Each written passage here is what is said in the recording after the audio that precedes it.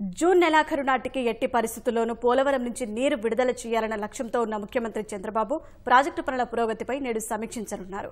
ప్రాధాన్య క్రమంలో పూర్తి చేయనున్న ఇతర సాగునీటి ప్రాజెక్టుల పనుల వివరాలను తెలుసుకోనున్నారు. మండుతున్న ఎండలకు ఎక్కడికక్కడ జలవనరులు అంటిగంటుపోవడంతో రాష్ట్రంలో తాగునీటి కష్టాలు పెరిగాయి. ఈ సమస్యపై ముఖ్యమంత్రి చంద్రబాబు దృష్టి సారించనున్నారు.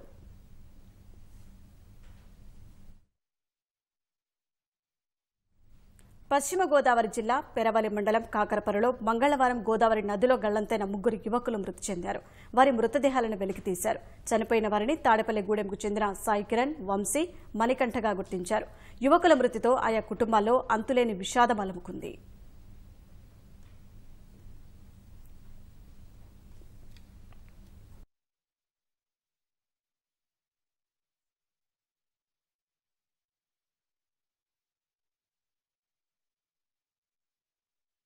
పశ్చిమ గోదావరి జిల్లా పెరవలి మండలం కాకరపరలో మంగళవారం గోదావరి నదిలో గల్లంతైన 3 యువకులు మృతి చెందారు. వారి మృతదేహాలను వెలికితీశారు. చనిపోయిన వారిని తాడేపల్లిగూడెంకు చెందిన సాయి కిరణ్, వంశీ, మణికంఠగా గుర్తించారు. యువకుల మృతితో ఆయా కుటుంబాల్లో అంతులేని విషాదం అలుముకుంది. సంగారెడ్డి జిల్లా రామచంద్రాపురం బొంబాయి కాలనీలో కన్నతండ్రి పిల్లల పాలిట కాలయముడిగా మారాడు. 3 పిల్లలపై కత్తితో దాడి చేశాడు. ఈ ఘటనలో అఖిల్, శిరీష అనే 2 పిల్లలు చనిపోయారు. పెద్దమ్మాయి మల్లేశ్వరి తీవ్ర గాయాలతో పటాన్చెరు ఆసుపత్రిలో చికిత్స పొందుతోంది. నిందితుడు వేధింపులు తాళలేక కొంతకాలం క్రితం భార్య పుట్టింటికి వెళ్లింది. ఆమెపై కోపంతోనే పిల్లలను హతమార్చినట్లు స్థానికులు చెబుతున్నారు. రోజు నాయనమ్మ, మేనత్తల వద్ద నిద్రించే పిల్లలను రాత్రి నిందితుడు ఇంట్లోకి తీసుకెళ్లి దుర్మార్గానికి పాల్పడ్డాడు. అఖిల్ను చాకుతో గొంతుకోసి చంపగా ఉరివేసి శిరీష ప్రాణాలు తీశాడు. మరో అమ్మాయి గొంతుకోసే ప్రయత్నం చేయడంతో ఆమె నాయనమ్మ దగ్గరికి పరిగెత్తికెళ్లింది. రామచంద్రాపురం పోలీసులు కేసు నమోదు చేసుకుని దర్యాప్తు చేస్తున్నారు.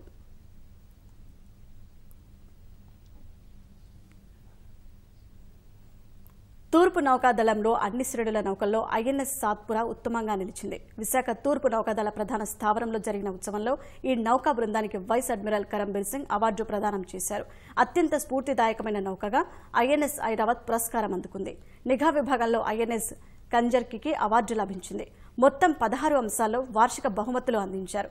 తీర ప్రాంత రక్షణ, సముద్ర జలాల్లో నిఘా, అంతర్జాతీయ కట్టుబాట్ల వంటి అంశాల్లో నౌకాదళం నుంచి నౌకల భాగస్వామ్యం ఆధారంగా అవార్డులు వచ్చాయి.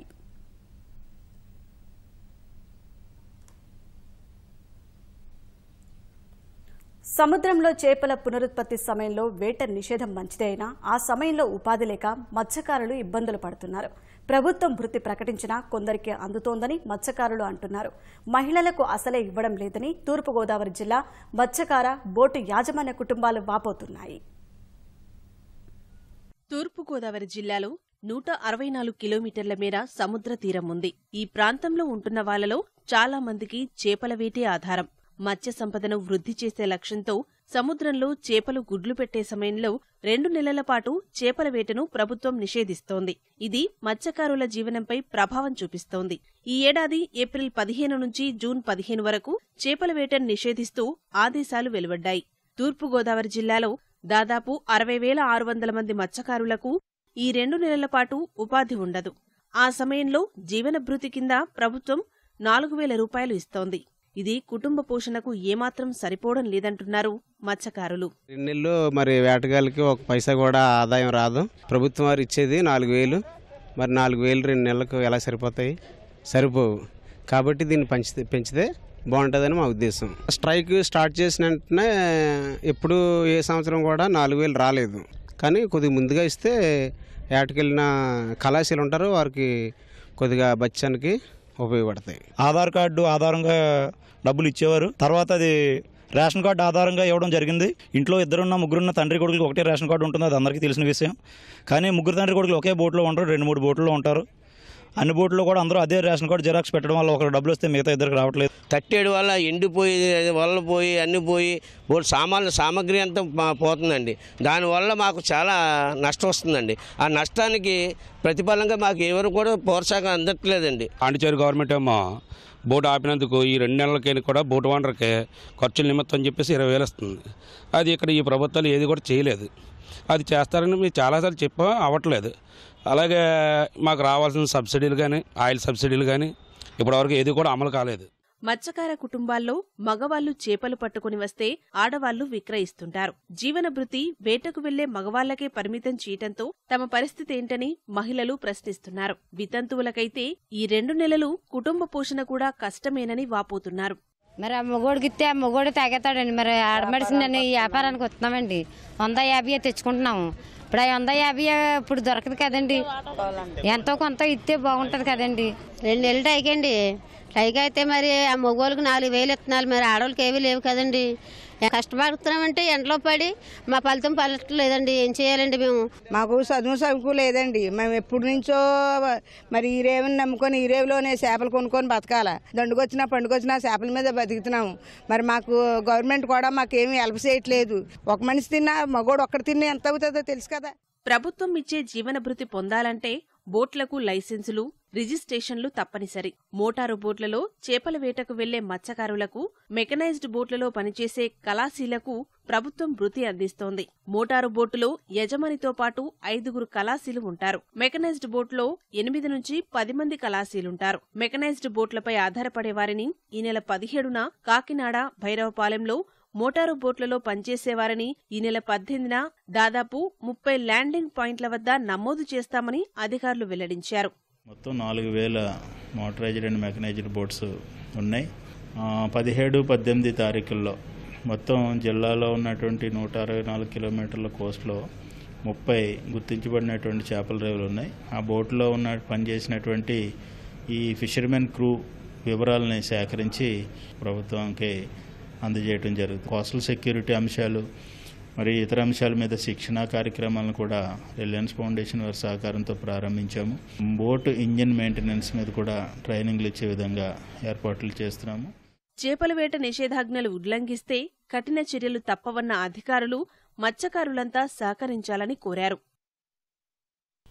దేశవ్యాప్తంగా జాతీయ పౌర పట్టిక అమలు చేస్తామన్న భాజపా అధ్యక్షుడు అమిత్ షా ప్రకటన ప్రకంపనలు సృష్టిస్తోంది. ప్రస్తుతం అస్సోంలో అమలు చేస్తున్న ఎన్ఆర్సీని మళ్లీ అధికారంలోకి వస్తే దేశమంతటికి వర్తింపచేస్తామని అంటున్నారు కమల దళపతి. భాజపా ఎన్నికల మేనిఫెస్టోలోనూ ఈ విషయం చేర్చింది. ఇదంతా ఓట్ల కోసమేనని విపక్షాలు మండిపడుతున్నా దేశవ్యాప్తంగా ఎన్ఆర్సీ అన్న మాటే ఇప్పుడు తీవ్ర చర్చకు దారితీసింది.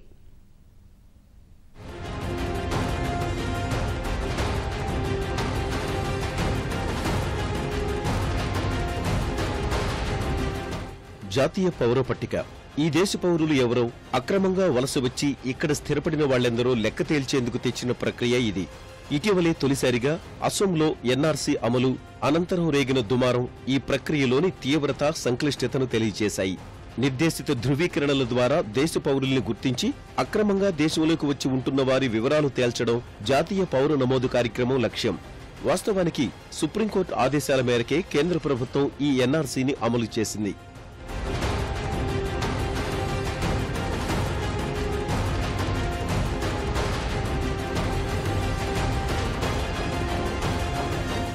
ఎన్ఆర్సీ లక్ష్యాలు, ఉద్దేశాలు మంచివే అయినా ఈ కసరత్తుతో కొన్ని తరాలుగా అసోంలోనే ఉంటున్న వలస జీవుల పరిస్థితి మాత్రం అగమ్యగోచరంగా మారింది. బంగ్లాదేశ్ నుంచి ఎప్పుడూ ప్రాణాలు అరచేతిలో పట్టుకుని వచ్చి ఇక్కడ స్థిరపడిన వాళ్లంతా ఈ సమస్య ఎదుర్కొంటున్నారు. వీరికి దేశ బహిష్కరణ తప్పకపోవచ్చని హక్కుల సంఘాలు, పౌర సమాజం ఆందోళన వ్యక్తం చేస్తున్నాయి. అసోం సర్కారు మాత్రం ఆందోళన చెందాల్సిన అవసరం లేదని, ప్రక్రియ ముగిసే వరకు ఎవరినీ విదేశీయులుగా పరిగణించబోమని చెబుతోంది.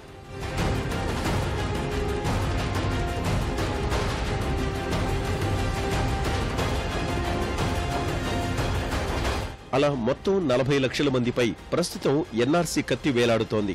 పార్టీలు ఈ ఎన్ఆర్సీని రాజకీయ కోణంలోనే చూస్తుండడం వల్ల సమస్య జటిలంగా మారింది. అలాంటిది ఇప్పుడు దేశం మొత్తానికి ఆ ప్రక్రియను అమలు చేస్తామంటోంది భాజపా.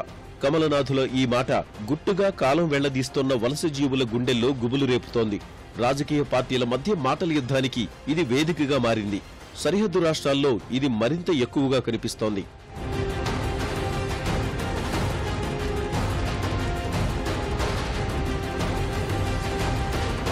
వాస్తవానికి మైబీ చౌకీదార్ నినాదంతో ప్రచారంలో జాతీయవాద అంశాలకు అధిక ప్రాధాన్యమిస్తోంది భాజపా. ఉగ్రవాదం అణిచివేత, చొరబాట్లను అడ్డుకునేందుకు స్మార్ట్ ఫెన్సింగ్ సహా టెక్నాలజీని సమర్థంగా ఉపయోగిస్తామని చెప్పింది. జమ్మూ కశ్మీర్ ప్రత్యేక ప్రతిపత్తి కల్పించే ఆర్టికల్ 370తో పాటు ఆ రాష్ట్ర ఆస్తులపై బయటి వారికి హక్కు లేకుండా చేసే ఆర్టికల్ 35A రద్దుకు కట్టుబడి ఉన్నామని ప్రకటించింది. వాటన్నింటికీ మించి ఎన్ఆర్సీ వార్తల్లో నలగడానికి కారణం ఇది అమలు చేస్తే ఉండే పర్యవసానాలే.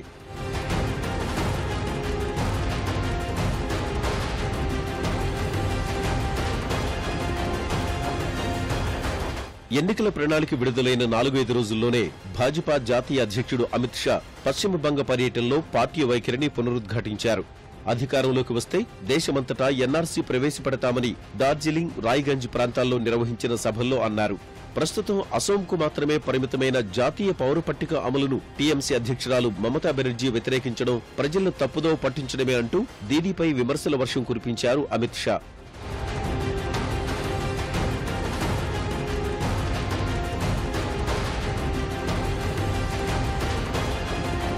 భాజపా అధ్యక్షుడి వ్యాఖ్యలను వెంటనే తిప్పికొట్టిన మమతా బెనర్జీ భాజపా హయాంలో రాజ్యాంగం ప్రమాదంలో పడిందంటూ ఎదురుదాడి చేశారు. డార్జిలింగ్ ప్రాంతంలోని రాజకీయ వివాదాలను సొమ్ము చేసుకునేందుకే అమిత్ షా ఇలాంటి విమర్శలు చేస్తున్నారని మమత ఆరోపించారు. అమిత్ షా ప్రకటనపై జమ్మూ కశ్మీర్ మాజీ ముఖ్యమంత్రి మెహబూబా ముఫ్తీ కూడా మండిపడ్డారు. ఎన్ఆర్సీ అమలు చేయడం అంటే భారత్ అనుసరిస్తున్న లౌకిక విధానానికి విరుద్ధంగా అమిత్ షా నిర్ణయం ఉందని ఆమె విమర్శించారు. जो इस वक्त इलेक्शन के लिए वोट जीतने के लिए जो अमित शाह साहब और उनके जो दूसरे लोग जो जबान इस्तेमाल कर रहे हैं बड़ी नाज़ेब जबान है और हिंदुस्तान एक जमहूरी मुल्क है। जम्मू कश्मीर ने भी हिंदुस्तान के साथ मिलने का फैसला इसके सेक्युलर कल्चर को देखते हुए किया है। तो मैं समझती हूँ कि अमित शाह साहब को लोगों से माफी मांगनी चाहिए, इस मुल्क के लोगों से माफी, खासकर इस मुल्क को के लिए ये खतरा बने हुए हैं। मुझे लगता है इनकी ये इस किस्म की बातें जो हैं हिंदुस्तान के सेक्युलर कल्चर के ऊपर एक अटैक है. అమిత్ షా ప్రకటనను కాంగ్రెస్ పార్టీ తప్పుబట్టింది. నిన్న మొన్నటి వరకు అభివృద్ధి నినాదాలతో హోరెత్తించిన భాజపా ఇప్పుడు భావోద్వేగ అంశాలపైనే ఎన్నికల్లో గెలిచేందుకు ప్రయత్నిస్తోందని ఆ పార్టీ నేత మీమ్ అఫ్జల్ మండిపడ్డారు. सबका साथ सबका विकास ये नारा कहां गया? किसी तकरीर में आपने सुना सबका साथ सबका विकास? जबकि इससे पहले तो सिर्फ विकास ही विकास था. आज लोग ढूंढते फिर रहे हैं विकास किधर है, और प्रधानमंत्री के मुंह से भी विकास का कोई जिक्र नहीं हो रहा. अब तो पाकिस्तान है, अब तो सेना की बहादुरी का नाम है, अब तो पुलवामा के नाम पर वोट मांगा जा रहा है. और जिस तरह से प्रधानमंत्री ने किया तो इलेक्शन कमीशन तक ने उसका संज्ञान लिया, लेकिन इलेक्शन कमीशन भी खाली संज्ञान ही ले रहा है, कोई कार्रवाई तो कर नहीं रहा है. అమిత్ షా ప్రకటనను ఎన్సీపీ కూడా ఖండించింది. ముస్లిం మైనారిటీలు తమకు ఓటేయరు కాబట్టి వారిని దేశం నుంచి పంపించేస్తామనే వైఖరి సరికాదని ఆ పార్టీ ఎంపీ మస్జిద్ మెమన్ విమర్శించారు. Amit Shah's statement during a campaign speech that we would pursue Citizenship Act and we will see to it that all outsiders are thrown out of the country. Well, under the guise of sorting out outsiders, the policy of NDA government has been that they would try to collect lot number of Muslims, because Muslims are not their voters, they know it, and throw them out as because they are speaking Bengal language or some other language. సార్వత్రిక ఎన్నికల్లో ఈ NRC అంశం ఓటర్లను ఏ మేరకు ప్రభావితం చేస్తుందో ఎన్నికల ఫలితాల తర్వాత కానీ తెలిసే అవకాశం లేదు. దేశంలోనే అత్యధిక అక్షరాస్యత కలిగిన రాష్ట్రం కేరళ. విద్యావంతులు ఎక్కువగా ఉండటం వల్ల అక్కడి రాజకీయము అంతే ప్రత్యేకంగా ఉంటుంది. జాతీయ పార్టీలైనా సరే ఒంటరిగా పోటీ చేసే పరిస్థితి లేదు. అందుకే అక్కడి పార్టీలు ఎక్కువగా కూటమి కట్టడానికి ప్రయత్నిస్తుంటాయి. మొత్తం 20 స్థానాలున్న కేరళలో ఏప్రిల్ 23న ఒకేసారి ఎన్నికలు జరగనున్నాయి. ఈసారి కేరళలో వైనాడ్ నుంచి రాహుల్ గాంధీ బరిలో ఉండటంతో దేశవ్యాప్తంగా అందరి దృష్టి ఆ నియోజకవర్గంపై పడింది. దక్షిణాదిన ఇతర రాష్ట్రాలతో పోలిస్తే భిన్నంగా కనిపిస్తాయి కేరళ రాజకీయాలు. కారణం ఓటర్లలో రాజకీయ చైతన్యమే. అందులోనూ ఏ పార్టీ అయినా ఒంటరిగా కాకుండా ఇతరులతో జట్టు కట్టి బరిలో దిగుతుంటాయి.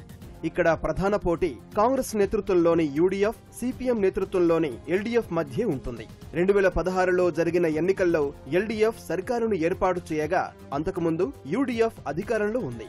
ఈసారి భాజపా కూడా చిన్న పార్టీలతో కలిసి బరిలో దిగుతుండడం వల్ల మొత్తం 3 కూటములు పోటీలో కనిపిస్తున్నాయి. మరి ఈసారి పరిస్థితి ఎలా ఉంటుందన్నదే ఆసక్తి కలిగిస్తోంది.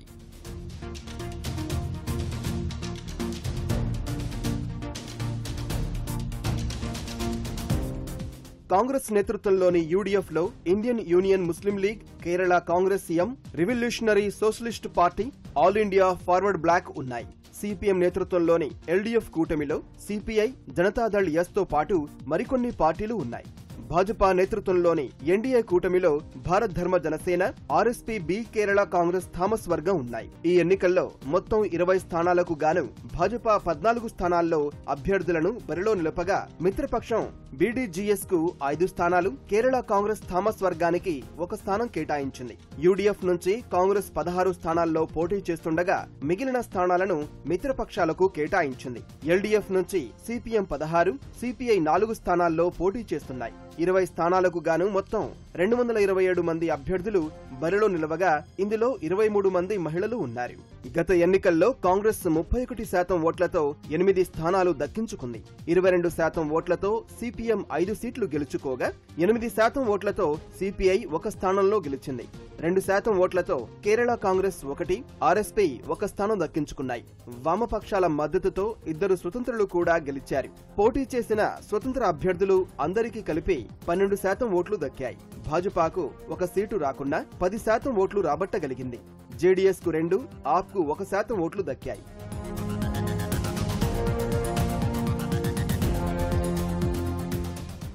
ఇక్కడ 55% ఉన్న హిందువుల ఓట్లు ఇప్పటి వరకు అయితే యూడీఎఫ్ లేదా ఎల్డీఎఫ్ కు పడేవి. ఇప్పుడు భాజపా కూడా రంగంలోకి దిగడంతో వారి ఓట్లు అటువైపు కూడా మళ్లే అవకాశాలు కనిపిస్తున్నాయి. 25% ఉన్న ముస్లింల ఓట్లలో ఎక్కువ శాతం కాంగ్రెస్ వైపు మళ్లే అవకాశాలు ఉన్నాయని అంచనా. ముస్లిం లీగ్ యూడీఎఫ్ లో భాగస్వామి కావడమే ఇందుకు కారణం.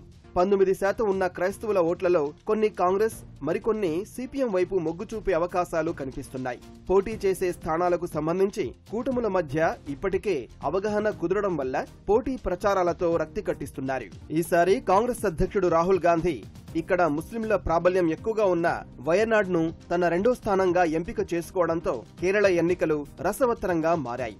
కాంగ్రెస్ తన నిర్ణయంతో భాజపాకు లబ్ధి చేకూరుస్తోందని ఆరోపిస్తోంది సిపిఎం. వయనాడ్ నుంచి పోటీ చేయడం వల్ల దక్షిణాదిపై ప్రభావం ఉంటుందని కాంగ్రెస్ భావిస్తోంది. కేరళలో 2 రోజుల పాటు ప్రచార కార్యక్రమాలు పెట్టుకున్న రాహుల్ పథనంపురం, పథనాంమిట్ట నియోజకవర్గాల్లో ప్రచారం నిర్వహించి ప్రత్యర్థులపై విరుచుకుపడ్డారు. 3,50,000 crores given to 15 of the richest people in this country.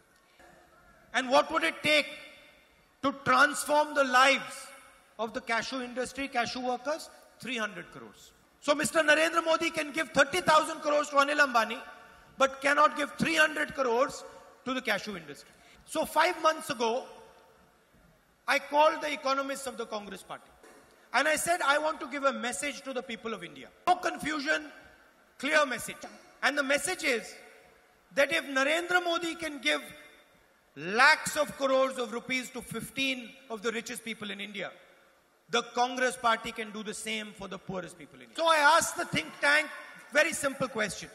I said, Mr. Narendra Modi promised a number, 15 lakh rupees in every bank account. It was a lie. It is impossible to give 15 lakh rupees to every Indian person. He knows it, I know it, the rest of the country. Rahul తర్వాతి ప్రచారం తిరువనంతపురం, అలప్పుళలో. తిరువనంతపురం నుంచి కాంగ్రెస్ అభ్యర్థిగా కేంద్ర మాజీ మంత్రి శశి థరూర్ బరిలో ఉన్నారు. ఈయనపై మిజోరాం మాజీ గవర్నర్ కుమ్మనం రాజశేఖరన్ ను బరిలో నిలిపింది భాజపా. ఇప్పటికే ప్రధాని మోదీ కోజికోడ్, తిరువనంతపురం నియోజకవర్గాల్లో ప్రచారం నిర్వహించారు. ఆయనతో పాటు యూపీ సీఎం యోగి ఆదిత్యనాథ్, యడ్యూరప్ప పాల్గొన్నారు. కేరళలో శబరిమల అంశంపైనే ప్రత్యేకంగా దృష్టి సారించాలని భావిస్తోంది భాజపా. గతంలో ఎప్పుడు యూడీఎఫ్, ఎల్డీఎఫ్ కూటముల మధ్య ఉండే పోరు ఇప్పుడు భాజపా కూటమి కారణంగా త్రిముఖ పోరుగా మారింది. ఇక్కడ ప్రభుత్వ వ్యతిరేకత తట్టుకుని ఎల్డీఎఫ్ సత్తా చాటుతుందా లేదా అన్నది చూడాల్సి ఉంది. కేరళలో రాహుల్ రాకతో యూడీఎఫ్ కూటమి రెట్టించిన ఉత్సాహంలో ఉంది. ఈసారి ఎలాగైనా విజయాన్ని దక్కించుకుని తన ఉనికిని చాటుకోవాలని చూస్తోంది భాజపా నేతృత్వంలోని ఎన్డీఏ కూటమి.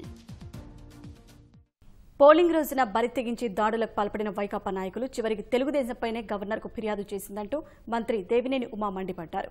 ఏకంగా సభాపతిపైనే దాడి చేసి చొక్కాలు చించేశారని దుయ్యబట్టారు. ఓటు వేసిన మరుక్షణమే పక్క రాష్ట్రానికి పారిపోయిన జగన్ లోటస్ ప్యాండ్లో కూర్చొని కుట్రలు చేశారని విమర్శలు గుప్పించారు.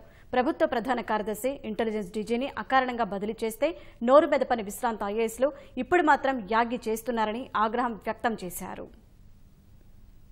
నిన్న జగన్మోహన్ రెడ్డి గారు అధికార దుర్వినియోగం అంటూ కొత్త డ్రామాకి తెరలేపారు. దొంగే దొంగ నరుస్తున్నాడు. ఎన్నికల రోజు నాడు ఎన్ని దాడులు చేయాలో, ఎన్ని కుట్రలో కుతంత్రాలకు పాల్పడాలో అన్నిటికీ పాల్పడి చాలా అసభ్యంగా ఒక ప్రతిపక్ష నాయకుడు మాట్లాడాల్సిన భాష మాటలని నేను రాష్ట్ర ప్రజలను అడుగుతా ఉన్నాను. లోటస్ పాండ్ లో ఉండి కుట్రలో కుతంత్రాలకు పాల్పడుతూ ఓటేసిన మరుక్షణం లోటస్ పాండు పరిగెత్తాడంటే పక్క రాష్ట్ర భూభాగం మీద నీకెంత ప్రేమ మమకారం ఉందో అర్థమవుతా ఉంది. శ్రీకాకుళం కలెక్టర్ని మార్చారు, ఎస్పీని మార్చారు, కడపలో ఎస్పీ అక్కడ కేసు విచారణ చేస్తుంటే ఆయన్ని మార్చారు, ఇంటెలిజెన్స్ డీసీని మార్చారు, చీఫ్ సెక్రటరీని మార్చారు, సిఐలు మార్చారు. మరి ఈ రిటైర్డ్ సంఘాలు ఎందుకు మాట్లాడలా? ఒక బాధ్యత గల ఒక చీఫ్ సెక్రటరీని, ఒక ఉన్నతాధికారుల్ని, ఎస్పీఎల్ని, కలెక్టర్లని మారిస్తే ఏమైపోయారు ఈ రిటైర్డ్ సంఘాలు? ఇన్ని దుర్మార్గాలు జరుగుతూ ఉంటే, ఇన్ని కుట్రలు జరుగుతూ ఉంటే, ఇన్ని కుతంత్రాలు జరుగుతూ ఉంటే, ఇన్ని దాడులు జరుగుతూ ఉంటే ఎందుకు నోరు మెదపలేకపోయారు?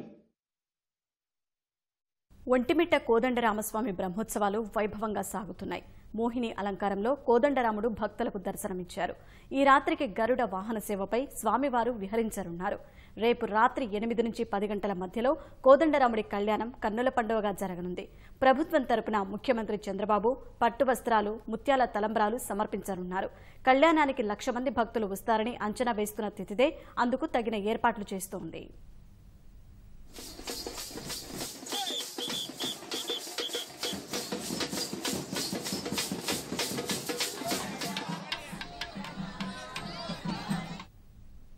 తమిళనాడులోని తేని జిల్లా అండిపట్టిలో పంచేందుకు సిద్ధంగా ఉంచిన 1,48,00,000 రూపాయలను ఐటీ అధికారులు స్వాధీనం చేసుకున్నారు.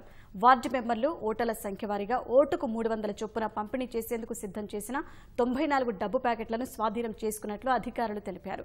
స్వాధీనం చేసుకున్న డబ్బు ఏఎంఎంకే పార్టీ కార్యక్రమాలు సాగించే భవనంలోని ఓ దుకాణంలో లభ్యమైనట్లు వివరించారు. అండిపట్టిలోని ఏఎంఎంకే మద్దతుదారుడి దుకాణంలో డబ్బులు దాచినట్లు అందిన సమాచారం ఆధారంగా ఈసీ, ఐటీ అధికారులు రాత్రి తనిఖీలు నిర్వహించారు. ఈ సందర్భంగా ఏఎంఎంకే కార్యకర్తలు పెద్ద సంఖ్యలో గుమికూడగా వారిని చెదరగొట్టేందుకు గాల్లోకి 4 రౌండ్లు కాల్పులు జరిపినట్లు అధికారులు తెలిపారు. ఈ ఘటనలో ఎవరూ గాయపడలేదన్న అధికారులు 4 ఏఎంఎంకే కార్యకర్తలను అదుపులోకి తీసుకున్నట్లు తెలిపారు. అండిపట్టి శాసనసభ నియోజకవర్గానికి గురువారం ఎన్నికలు జరగనున్నాయి.